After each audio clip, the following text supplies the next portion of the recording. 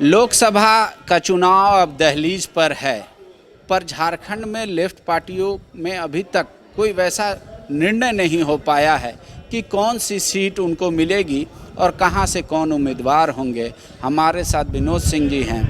क्या ऐसा हो रहा है, क्योंकि हजारीबाग और कोडरमा दो सीट पर लेफ्ट पार्टियों का नज़र है, दोनों पे अलग अलग दावे हैं।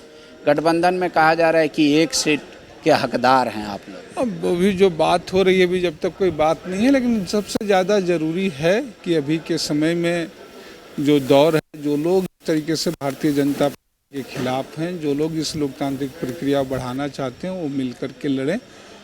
और भाकपा माले की ही कोशिश है कि इस प्रक्रिया को आगे बढ़ें। और अभी लगातार प्रक्रिया बढ़ रही है, दिल्ली में हो गया है, उत्तर प्रदेश में हो गया है, बाकी जगहों पे प्रक्रिया चल रही। तो मुझे लग रहा है आने वाले सप्ताह में झारखंड और बिहार में भी जो है कोई ना कोई निष्कर्ष निकल जाएगा। लोगों की पार्टी ने कह दिया है कोडरमा सीट को लेकर, आज भुवनेश्वर मेहता ने कहा हजारीबाग सीट को लेकर दावा। सी बात है, हम अगर कह रहे हैं तो उस लिहाज से भी कि अगर राज्य में, अगर अभी की हम नहीं कह रहे हैं, अलग अलग दौर की अलग अलग परिस्थितियों में देखें तो कोडरमा में जो है भाकपा माले का दावा सबसे मजबूत है।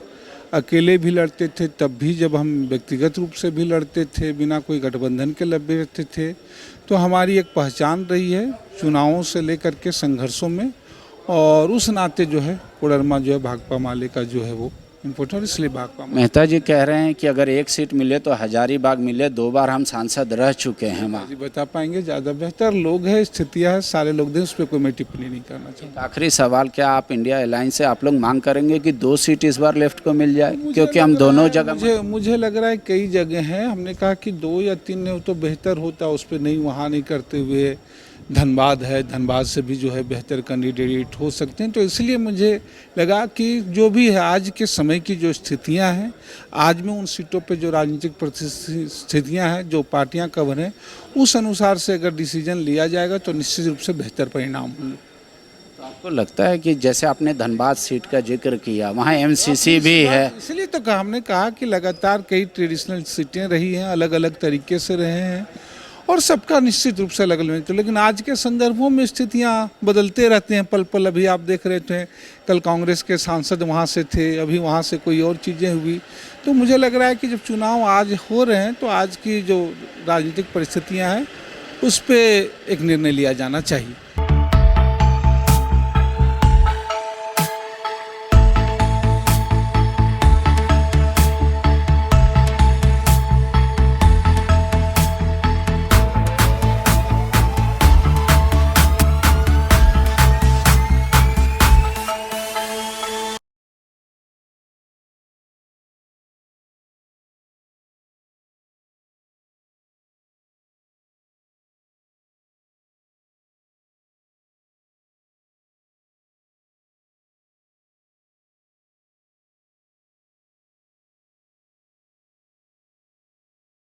The follow-up. In